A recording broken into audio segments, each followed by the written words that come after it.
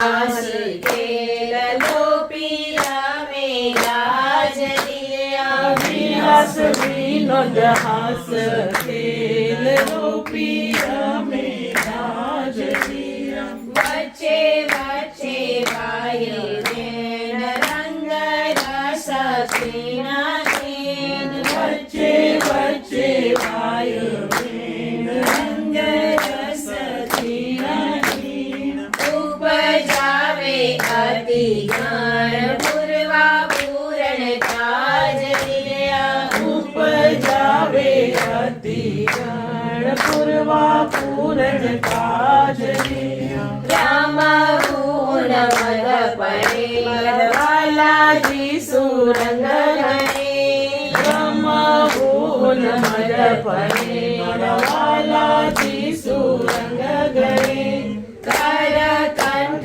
धनि तने वीर सुसंगे राज लिया कंठ गणी तने बिलसु संगे राज लिया वाणी तो बोले मधुर कर सुग्राहिया दूर वाणी तो बोले मधुर कर पिए वालो भरपूर राखी हैदा मांझ लिया वालो भरपूर राखी हैदा मांझ लिया रामती श्री इंद्रावती का तो गाणी लावतिया रामची श्री इंद्रावती तो गणी लावतिया वालैया मन भावती मुख मामर काजलिया वालैये मन भावती मुख मामर काजलिया मुख मामर सरस्वती मुख मामर काजलिया मुख मामर सरस्वती मुख मामर काजलिया रामाती श्री इंद्रावती जातो गणी लावतिया रामची श्री इंद्रावती जातो गणी लावती मरा वालैया मन भावती मुख मामर काजलिया वालैया मन भावती मुख मामर काजलिया मुख मामर सरस्वती मुख मामर काजलिया मुख मामर सरस्वती मुख मामर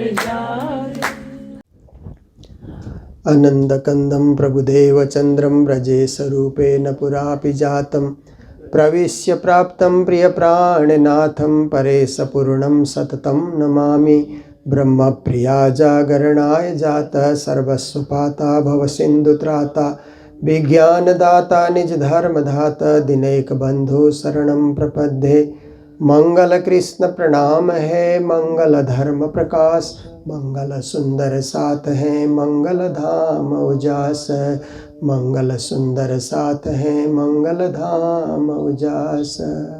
बोलो वृंदावन बिहारी लाल की, श्री सद्गुरु महाराज की, श्री प्राणनाथ प्यारे की, महारानी बाईजुराज की, महाराजा छत्रसाल की, गुरुजी मंगलदास महाराज की, श्री कृष्ण प्रणामी धर्म की, तीनों पुरी धाम की, सर्व सुंदर साथ की। उपस्थित धर्म प्राण शिरोमणि सुंदर साथ जी, माताएं बहनें भाइयों, जागनी यात्रा के क्रम में विविध स्थानों में भ्रमण करते हुए विदेश यात्रा के दरमियान कनेक्टिकट डेनवरी में आप सबके बीच आने का और थोड़ी देर आप सबको संबोधन करने का, राज्य की याद ताज़ा करने का ये सुंदर और सुखद अवसर प्राप्त हो रहा है। ऐसे तो आप लोग राज्य को याद करते ही हैं, क्योंकि जिसके घर में मंदिर है वो रोज सुबह और शाम राज्य को याद करता है। दिन में अपना कर्म करेगा, काम करेगा, धंधा करेगा, नौकरी करेगा, व्यापार करेगा, व्यवसाय करेगा, पर राज्य को घर में पधराया है तो शाम और सवेरे राज्य की पूजा होती ही होती है। फिर वे सत्संग के माध्यम से, प्रवचनों के माध्यम से, वाणी चर्चा के माध्यम से और सुंदर रीत से राज्य को समझने का, राज्य को जानने का मौका मिल जाता है। तो देखिए, हम लोग 3 धर्म को पालन करते हैं ना। एक है शरीर धर्म, शरीर से पालन किए जाने वाला धर्म। जैसे देखिए, शरीर धर्म क्या है कि मुझे भूख लग रही है, भोजन करना है, प्यास लग रही है, पानी पीना है, नींद आ रही है, सोना है, फिर नींद छूटते ही उठना है, नहाना है, धोना है, देह क्रिया से निवृत्त होना है। ये सब शरीर धर्म है जो हर कोई करता है। पढ़ा लिखा भी करता है, अनपढ़ भी करता है, बीमार भी करता है, वृद्ध आदमी भी करता है। शरीर धर्म का पालन संसार में होता ही है और हर किसी को करना ही पड़ता है, क्योंकि संसार में आया है तो बिना खाए बिना पिए वो जिंदा नहीं रह सकता। इसलिए कहीं न कहीं आहार को ढूंढता है। देखिए, जानवरों को देखिए, पक्षियों को देखिए, कीड़े मकोड़े को देखिए, ऐसे ही मनुष्य भी शरीर धर्म का पालन करता है। ये उसका पहला धर्म है। फिर दूसरा धर्म है परिवार धर्म। अपने लिए नहीं, परिवार के लिए भी करना, क्योंकि हमारे साथ एक परिवार है ना। पर परिवार धर्म पालन करते हुए आप जीव जंतुओं में भी नजर डालिए। आप देखिए, पक्षी को देखिए, चिड़ियों को देखिए, जब बच्चे हो जाते तो कहाँ कहाँ जा करके दाना चुगते हैं ना, खुद नहीं खाते हैं, अपने मुंह में भर करके बच्चों के लिए ले करके आते हैं तो और अपने चोंच से बच्चों के चोंच में डाल देते हैं ना, धीरे धीरे धीरे धीरे। खुद भले ही भूखे रहे पर बच्चों का पेट भरना है। बच्चे भी ची ची करते हुए वहाँ पर वो आहार खा लेते हैं। ऐसे ही आप देखिए, जानवरों को देखिए, वो भी छोटे बच्चे होते हैं तो कितने हिफाजत से उनको खिलाना पिलाना याद करते रहते हैं, कैसे छोटे को बड़ा करना। देखिए, उनमें इतनी विकसित बुद्धि तो नहीं है मनुष्य की तरह, पर अपने बच्चों से कितना प्यार होता है कि अपने बच्चों का पेट भरने के लिए दूसरे का बच्चा मार करके भी ले आते हैं। बिल्ली को देखिए, अपने बच्चे को बचाने के लिए चूहे को मार मार करके लाती है। आप देखिए, उसके भी बच्चे हैं, चूहे के भी हैं, पर उस बिल्ली को वो अकल नहीं है। उसको इतना ही अकल है कि मेरे बच्चे खुश रहें, मेरे बच्चों का पेट भरना चाहिए। तो जानवरों से, जीवों से लेकर के मनुष्य तक देखिए, मनुष्य भी अपने बच्चों का पालन पोषण करता है, परिवार धर्म का पालन करता है। घर में बड़े बुजुर्ग हैं तो उनकी सेवा करता है। विशेष करके हिंदू धर्म में क्या है कि बड़ों का आदर किया जाता है, छोटों को प्यार दिया जाता है। ऐसे तो दुनिया में इंसानियत में भी छोटों को प्यार दिया जाता है, पर बड़ों की सेवा करना, बड़ों का आदर करना, ये हिंदू धर्म ने प्रारंभ में ही सिखाया। इसलिए हिंदू धर्म में सबसे पहले ज्ञान दिया जाता है तो क्या कहा जाता है? मातृदेवो भव, पितृदेवो भव, आचार्य देवो भव, अतिथि देवो भव, स्वाध्यायन माँ प्रमद। कहते हैं माँ को देवी के समान समझो। ये हिंदू धर्म की शिक्षा है। जन्म देने वाली जो माँ है वो हमारे लिए देवी है, क्योंकि माँ बच्चों को बड़ा करती है तो कितना कष्ट सहन करती है ना। गर्भवास में बच्चा आता है तब से लेकर के जन्म देना कठिन कार्य है। जन्म देने के बाद उसको बड़ा करना, छोटे से बड़ा करना बहुत कठिन कार्य है। और बच्चों को उस समय होश नहीं होता है, ज्ञान नहीं होता है। माँ गोदी में रखती है तो कभी कभी माँ के छाती में बच्चे लात भी मार देते हैं। माँ उसको भी बुरा नहीं समझती है, वो भी प्यार ही समझती है। बहुत बच्चा है, मैंने इसको जन्म दिया है, इसको कुछ ज्ञान नहीं है, इसलिए कुछ भी करे आखिर मेरा बच्चा है, ऐसा करके पालन पोषण सब कुछ माँ कर लेती है। फिर पिता चिंतित रहता है कि इसको कहाँ पढ़ाएं, कहाँ लिखाएं, कहाँ इसको विद्वान बनाएं, अच्छी से अच्छी शिक्षा कहाँ इसको हम दे सकें। पिता भी बड़ा चिंतित हो जाता है और अच्छे अच्छे स्कूल ढूंढता है, अच्छी पढ़ाई कराता है। आप देखिए, तो माता पिता का जो योगदान है उससे उऋण होना, कभी जीवन में यह कार्य संभव नहीं होता। माता पिता ने जो हम पर कृपा की, जो दया की, उससे निवृत्त होना। कोई भी सोचे, जरा सा दिमाग लगा करके सोचे तो उससे उऋण होना, उनके कर्ज को चुकाना कभी भी संभव नहीं होता है। इसीलिए इतना है कि उनको हम प्रणाम कर सकते हैं, उनको आदर दे सकते हैं, उनकी सेवा कर सकते हैं, उनकी आज्ञा का पालन कर सकते हैं, पर उऋण कभी नहीं हो सकते। माता पिता के ऋण से उऋण नहीं हो सकते तो क्या करें। इसके लिए गुरुजन कहते हैं, बने अपने माता पिता जब तक जीवित हैं उनकी सेवा करो। अब वो परमात्मा के प्यारे हो जाते हैं तो बड़े बुजुर्ग जहाँ भी दिखलाई दे उनकी सेवा करो, उनका आदर करो, उनका सम्मान करो, तो भी माता पिता के सम्मान करने के समान हो जाता है। तो देखिए, ये परिवार धर्म है। बड़ों का आदर करना, छोटों को प्यार देना, छोटों का भविष्य उज्जवल करना। मेरे परिवार, सगे संबंधी फिर अपने परिवार से थोड़ा बाहर जाते हैं तो सगे संबंधी वाले होते हैं ना अपने, उन सब को भी हम लोग ऊपर उठाना चाहते हैं, अच्छा मार्ग निर्देश करते हैं, सही कदमों से चले, सही ढंग से चले, ऐसी शिक्षा भी हम लोग देते हैं। पर महामती प्राणनाथ जी जहाँ वाणी में हमें बोल रहे हैं कि शरीर धर्म की शिक्षा, परिवार धर्म की शिक्षा तो शास्त्रों में भरी पड़ी है।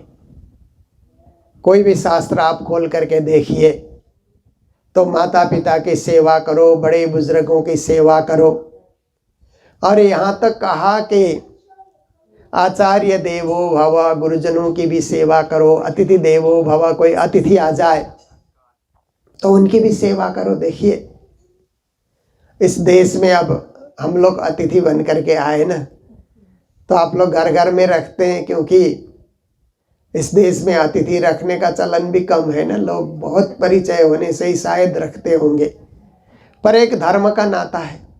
हम एक धर्म के हैं, एक गुरु परंपरा के हैं, एक प्राणनाथ प्यारे के सदगुरु महाराज के हम सुंदर साथ हैं। श्यामा जी ना अंग हो सुंदर साथ। इसलिए आप लोग खुशी से घर में रखना, घर में खिलाना, जहाँ जाते हैं वहाँ पहुँचा देना, जहाँ से आना चाहते हैं वहाँ लेकर के आना। ये अतिथि देवो भव, आचार्य देवो भव, ऐसे की शिक्षा है। ये सारे शास्त्रों में ये बातें लिखी हुई है, पर प्राणनाथ जी उससे एक दो कदम आगे बढ़ करके कहते हैं कि इन दोनों धर्म से परे और एक धर्म है, आत्मा धर्म। हमारे अंदर आत्मा है, चेतन तत्व है ना हमारे अंतर्गत, जिस चेतन तत्व के चलते हमें सब कुछ पता होता है। चैतन्यशील हम प्राणी हैं, विवेकशील हम प्राणी हैं। इसलिए हमको कोई पाँव में छूता है तो भी पता लगता है, सिर में छूता है तो भी पता लगता है। पूरे शरीर में चेतन का संचार हो रखा है, और चेतन का केंद्र बिंदु है हृदय। हृदय की जो धड़कन है ना, वो चेतन की केंद्र बिंदु है। उस धड़कन के साथ हम लोग जी रहे हैं, एक एक धड़कन के साथ हम सांस लेते जा रहे हैं, हम जी रहे हैं इस संसार के अंतर्गत। क्योंकि एक बार अर्जुन ने कृष्ण को पूछा कि हे श्री कृष्ण, आप आत्मा धर्म की बातें करते हैं, आत्मा को समझो, आत्मा को पहचानो। क्योंकि कृष्ण ने अर्जुन को गीता के 6 अध्याय में जाकर के पूछा कि अरे अर्जुन, मैं इतना बड़ा ज्ञान तुम्हें समझा रहा हूं, क्या तुम समझ रहे हो? तो अर्जुन ने कहा नहीं समझ रहा हूं, क्योंकि महाभारत के युद्ध में इतने योद्धा मेरे सामने खड़े हैं, अपने ही गुरु, अपने ही स्वजन, अपने ही बंधु बांधव, अपने ही इष्ट मित्र, अपने ही साथी भाई जो बचपन में हम साथ खेले, भाई बंधु, सबके सब मेरे सामने युद्ध के लिए खड़े हैं। तो मेरा मन कहता है कि इनके विरुद्ध बाण का प्रहार मैं कैसे करूं? ये तो सब अपने ही जाने पहचाने चिर परिचित लोग हैं, इन लोगों को बाण से मारना, ये सब बातें सोच सोच करके आप जो भी ज्ञान सुना रहे हैं मैं नहीं सुन पा रहा हूं, समझ पा रहा हूं। क्योंकि चंचलम ही मनः कृष्ण प्रमाथि बलवद दृढ़म तस्याहम निग्रहम मन्ये वायुरीव सुदुष्करम। अर्जुन ने कहा इस समय मेरा मन इतना चंचल हो रखा है, कैसे युद्ध लड़ूं, किसको मारूं न मारूं, क्या करूं क्या न करूं, मन यही सोचते रहता है। उधेड़ बुन में मन पड़ा हुआ है, मन बड़ा चंचल भी हो रखा है। इसलिए चंचल मन ऐसे मेरे इंद्रियों को मथ रहा है, इंद्रियों का मंथन कर रहा है ये मेरा मन, कि ये मन प्रमादी बन करके अनर्थ की ओर ज्यादा जा रहा है। इसलिए आपका ये दिव्य ज्ञान, अखंड ज्ञान, ब्रह्म ज्ञान मन धारण करने नहीं देता है। जब मन ही चंचल है तो बुद्धि भी चंचल हो जाती है, इसलिए बुद्धि उसको ग्रहण नहीं कर पा रही है, चित्त उसको ग्रहण नहीं कर पा रहा है। ऐसी स्थिति मेरे में है। आप कहो तो वायु के वेग को कभी कोई रोक सके, पर मन के वेग को कोई रोक नहीं सकता। क्योंकि वायु के वेग को रोकना हो तो कभी कभी हम कोई व्यवधान आगे रख दें हवा के आगे, तो हवा रुक भी जाती है। पर मन के वेग को रोकने के लिए तो कोई व्यवधान ही नहीं, किससे मन को रोकें, ये तो रुकता ही नहीं है। कभी कभी आप सोने के लिए बिस्तर में जाते हैं ना, बढ़िया से बिस्तर लगा रखा है, इधर के बिस्तर तो और अच्छे होते हैं ना, बहुत मुलायम नरम होते हैं ना। ऐसे बिस्तर में आप सोचे, तकिया भी बढ़िया से लगाया, थोड़ी ठंडी शुरू हो रही है तो आपने रजाई भी अपने ऊपर डाला। मन जहाँ चंचल हुआ ना, 1-2 घंटे सोने ही नहीं देगा। सब कुछ आराम है, आप भोजन भी कर लिए हैं, सब कुछ ठीक ठाक है, परंतु मन जहाँ बिगड़ा, मन जहाँ चंचल हुआ तो आपको नींद ही नहीं आती। आप सोचते रहेंगे नींद आ जा, नींद आ जा, आती नहीं है। कहीं जाकर के 1-2 घंटे के बाद नींद आती है। कई लोगों को तो गोलियां लेनी पड़ती है, फिर नींद नहीं आती है तो फिर नींद की गोली लेनी पड़ती है। आप देखिए, तो मन क्या है कि सारे इंद्रियों का मंथन करता है, शरीर का भी मंथन करता है। तो अर्जुन ने भी यही कहा, वास्तविक बात कहा कि वायु को भले ही रोका जाए, मन रुकता नहीं है, कहीं भी उसको रोकने के लिए कोई ठिकाना नहीं है।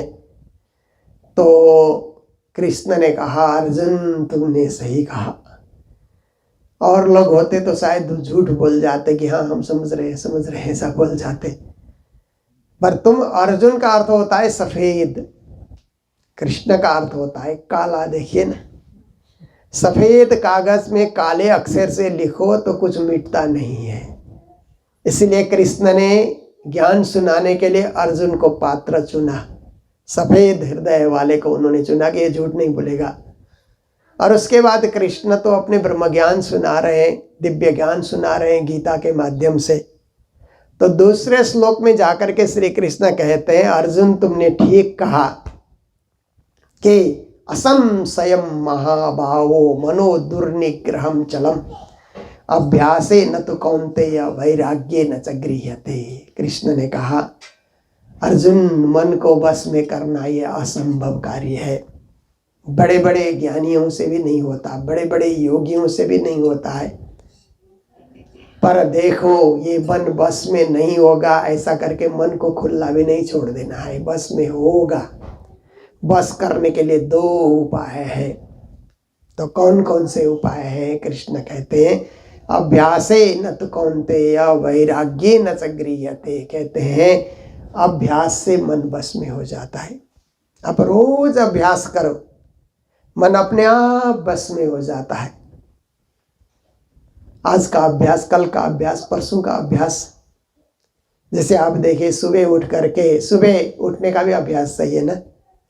सुबह हम 5 बजे उठेंगे, आपने अभ्यास किया।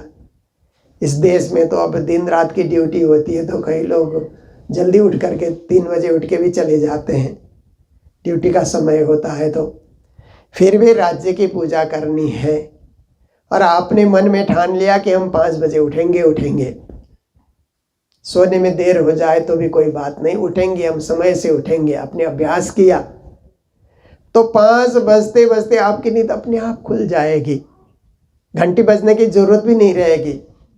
अभ्यास आपको जगा देता है और अभ्यास आपको कहेगा जाओ जल्दी नहाओ, स्नान करो। फिर स्नान करते ही अभ्यास कहेगा मंदिर में बैठो, दिया जलाओ, अगरबत्ती जलाओ, राज्य का श्रृंगार बदलो, पूजा करो, पाठ करो, जप करो, ध्यान करो। अभ्यास ही आपको बताता जाएगा, एक के बाद एक अभ्यास आपको सीढ़ी चढ़ाता जाएगा, स्टेप बाय स्टेप आपको बढ़ाता जाएगा। तो इस तरह से मन अभ्यस्त हो जाता है।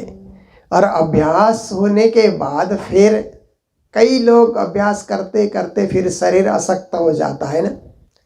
शरीर काम करने से अभी क्या है कि वृद्ध अवस्था आते आते हाथ में माला लेकर के जपते रहते हैं ना। अभ्यास उनका इतना हो जाता है कि माला जपते रहेंगे। जब माला जपने की भी क्षमता नहीं रहेगी तो होठों से रहस्यमा उच्चारण कर, जब तक शरीर में शक्ति है, अंतिम प्राण निकलने तक भी राजश्यामा मुख से नहीं छूटता है। ये अभ्यास से होता है। अन्यथा ज्ञानी जन कहते हैं किया नहीं अभ्यास याद कैसे आएगा, अंत समय में राजश्यामा के गुण कैसे गाएगा। आज से आपने अभ्यास नहीं किया है तो अंत समय में राजश्यामा के गुण कैसे गाओगे, क्योंकि अभ्यास ही नहीं है। तब तो और चीज़ें याद आती है और लोग याद आने लग जाते हैं। राजश्यामा तो आप निज नाम मंत्र तो भूल जाओगे, लोग याद आते रहेंगे। लोगों से क्या लेना देना बाकी है वो सब चीज़ें याद आती रहेंगी, परमात्मा का नाम छूट जाएगा। इसलिए अभ्यास से मन को बस में किया जाता है। फिर श्री कृष्ण ने दूसरा एक उपाय बताया, वैराग्ये न च गृह्यते। वैराग्य के द्वारा भी मन को बस में किया जा सकता है। तो वैराग्य क्या है कि संसार की चीज़ों से विरक्त हो जाना। अब हमें इतना धन भी नहीं चाहिए, इतना बड़ा मकान भी नहीं चाहिए, इतना बड़ा परिवार भी क्या करना। मेरे तो आधार राजश्यामा के चरणार बिंद। इस देश में मैंने देखा कि लोग शुरू में छोटे मकान में रहते हैं, अपार्टमेंट में भी रहते हैं, फिर थोड़ा बढ़ा लेते हैं, फिर एकदम बढ़ा लेते हैं, फिर उसको फिर बच्चे लोग पढ़ करके जाते हैं तो फिर छोटे में आ जाते हैं। देखिए जहाँ से आगे बढ़े वहीं लौट करके आए ना। पर ये मात्र इस देश की बात नहीं है, हम मानव जीवन में भी देखते हैं कि बचपन में हम लोग क ख पढ़ते हैं, ABCD पढ़ते हैं, फिर भाषाएं पढ़ते जाते हैं, सीखते जाते हैं। 25, 30, 35 साल की उम्र तक भी कई लोग पढ़ते रहते हैं। उसके बाद काम धंधा इत्यादि करते हैं। फिर जैसे 60, 65, 70 होता है तो सब भूलते जाएंगे। फिर लौट करके वही काका की तरह, प्रारंभ की तरह हमारी अवस्था हो जाती है। इसलिए कहा जाता है कि वृद्ध होने के बाद स्वभाव बचपन का, बच्चे का जैसा स्वभाव हो जाता है ना। ऐसी ये दुनिया की रीत है कि जहाँ से हम शुरू होते हैं लौट करके हम उसी तरफ आते हैं।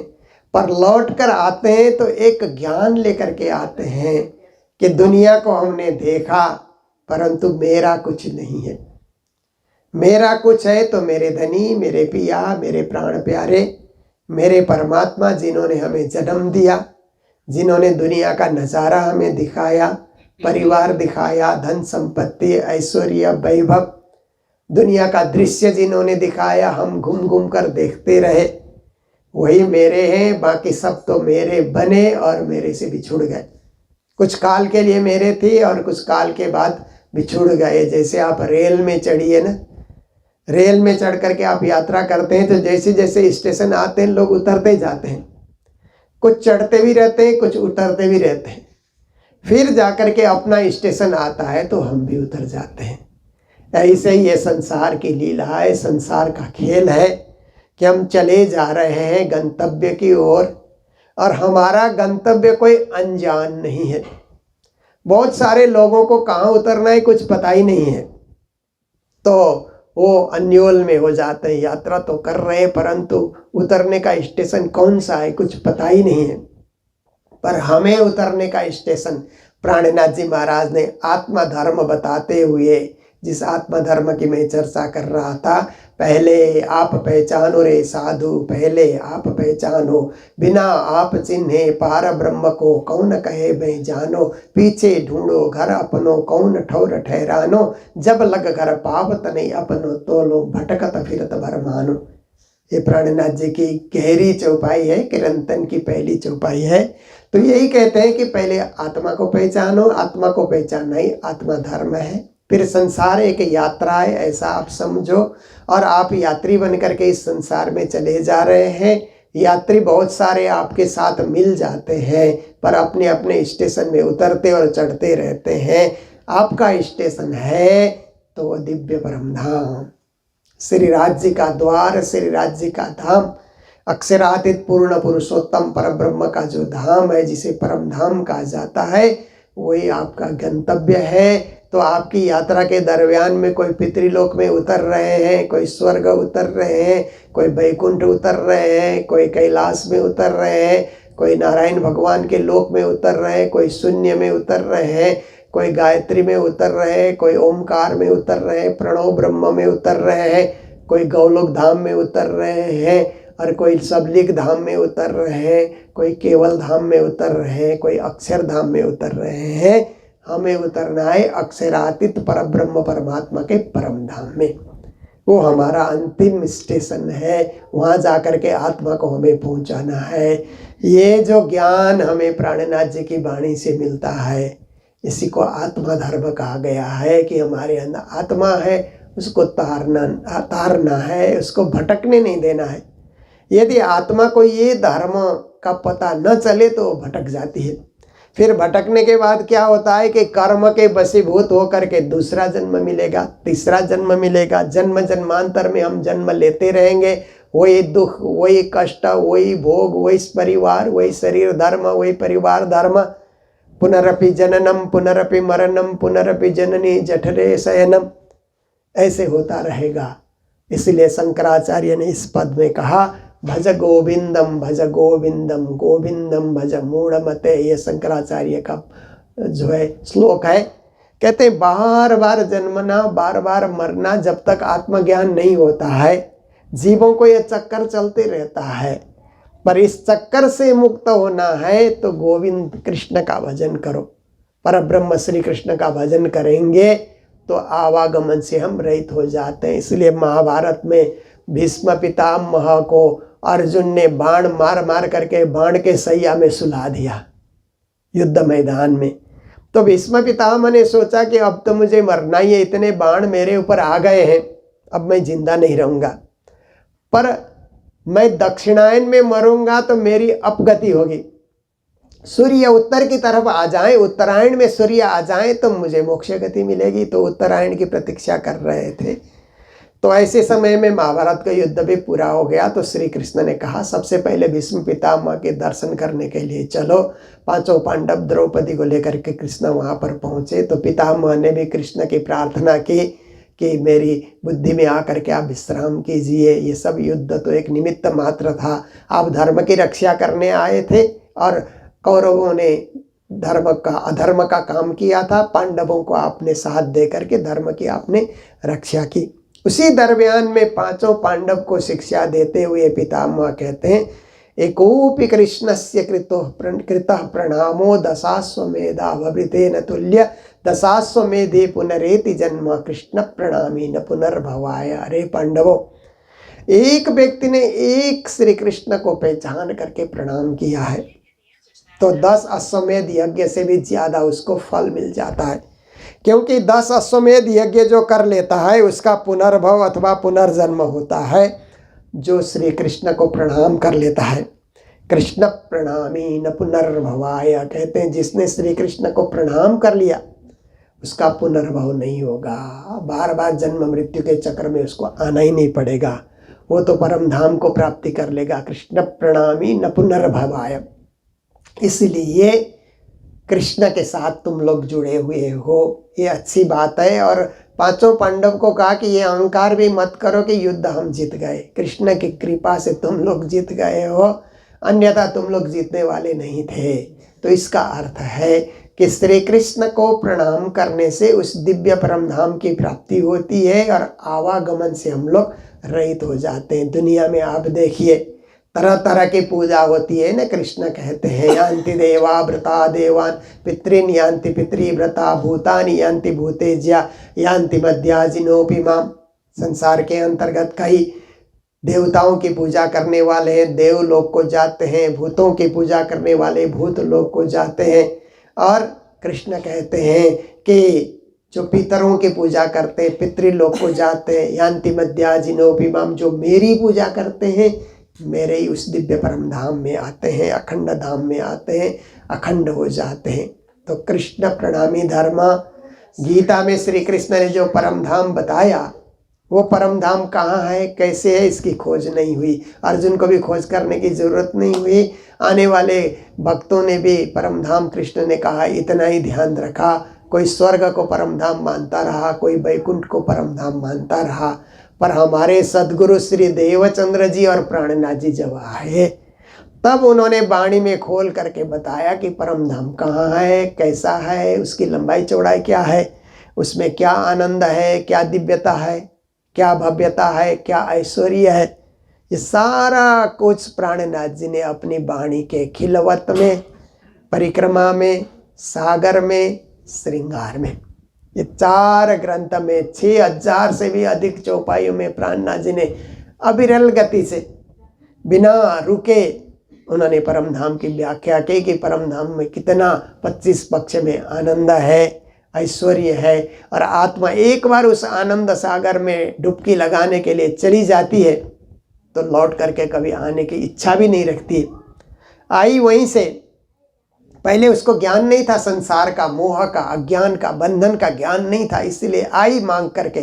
पर अब जाएगी तो कभी लौट कर नहीं आएगी, उसी आनंद सागर में डूबती रहेगी, वहीं उस आनंद सागर का रसपान करती रहेगी।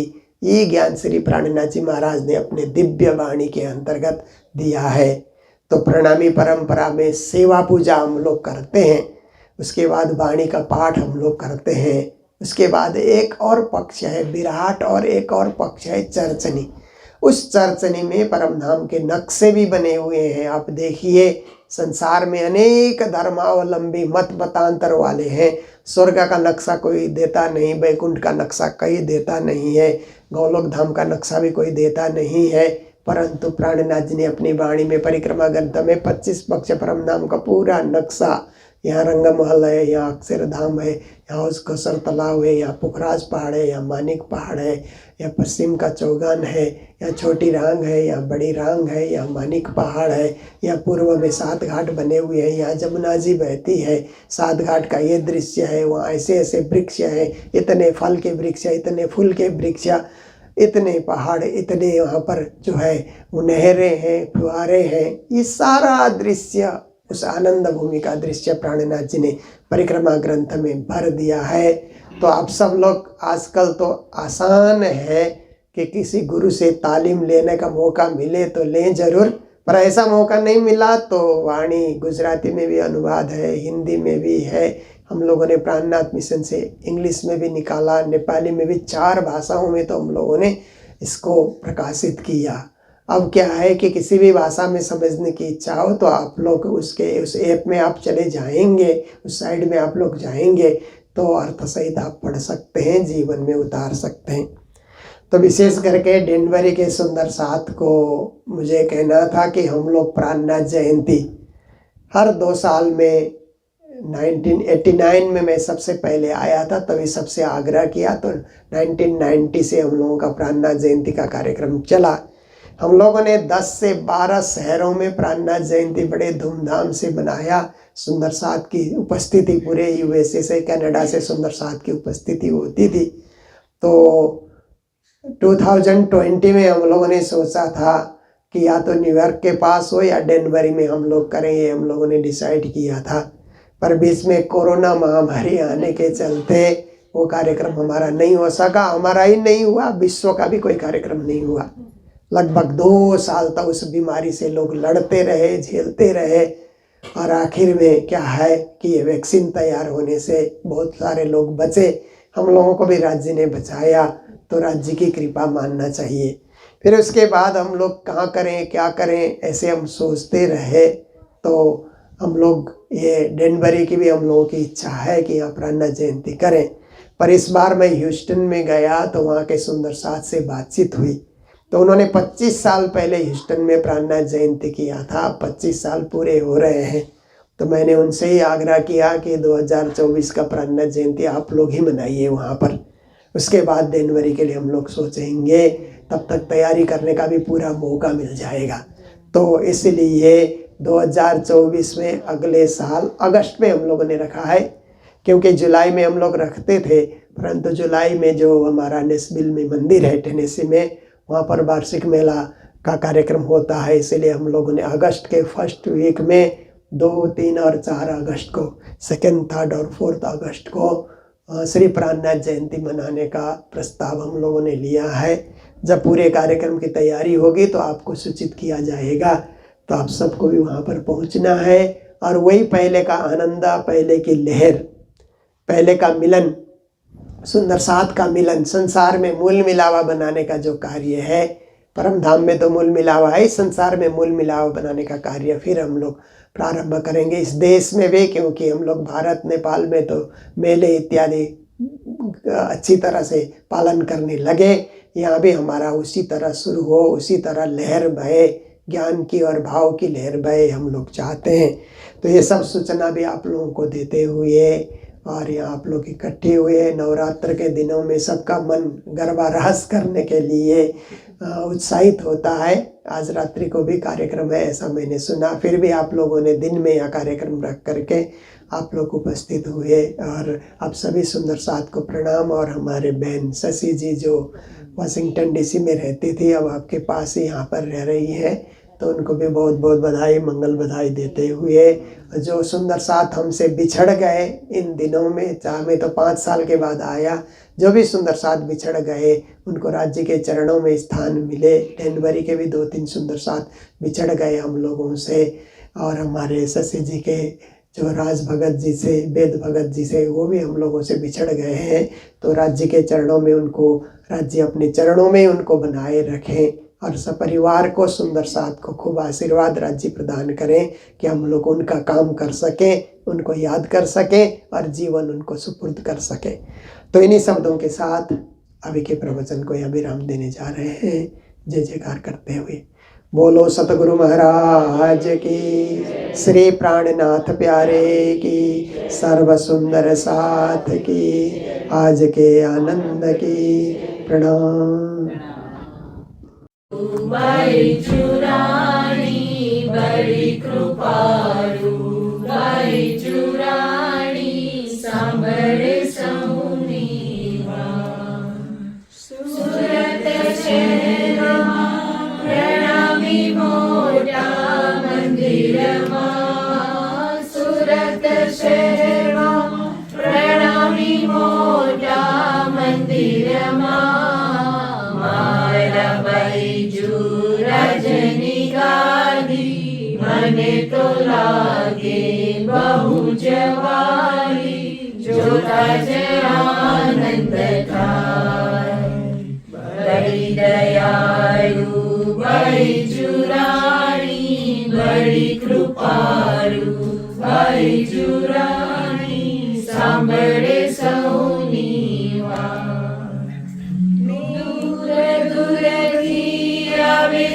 સુંદર સાથ સુખ દુઃખની વાતો લઈને દૂર દૂરથી આવે સુંદર સાથ સુખ દુઃખની વાતો લઈ સહુ સાથના દુઃખ દૂર થાય સૌ આનંદથી પાછા જાય સુનજો મારી પુકાર બડી દયાળુ બાઈ જુરાણી બડી કૃપાળુ બાઈ જુરાણી સાંભળે સૌની વાત નિત્ય તારું ધ્યાન ધરું તારા નામે ના ભજન ગાઉં નિત્ય તારું ધ્યાન ધરું તારા નામે ના ભજન ગાઉં ખોટો પર છે નામ તમારું આંખોમાં તમને સમાવું સુરજો મારી પુકાર બડી દયાળુ બાઈ જુરાણી બડી કૃપાળુ બાઈ જુરાણી સાંભળે સૌની વાત જગમાં ભૂલી પડી હું તારે દ્વારે આવી ઊભી જગમાં ભૂલી પડી હું તારે દ્વારે આવી ઊભી હાથ મારો થામજો ચરણમાં બેસાડજો સુનજો મારી પુકાર બડી દયાળુ બાઈ જુરાણી બડી કૃપાળુ બાઈ જુરાણી સાંભળે સૌની વાત સાંભળે સૌની વાત બોલો શ્રી મહારાણી બાઈ જુરાણી.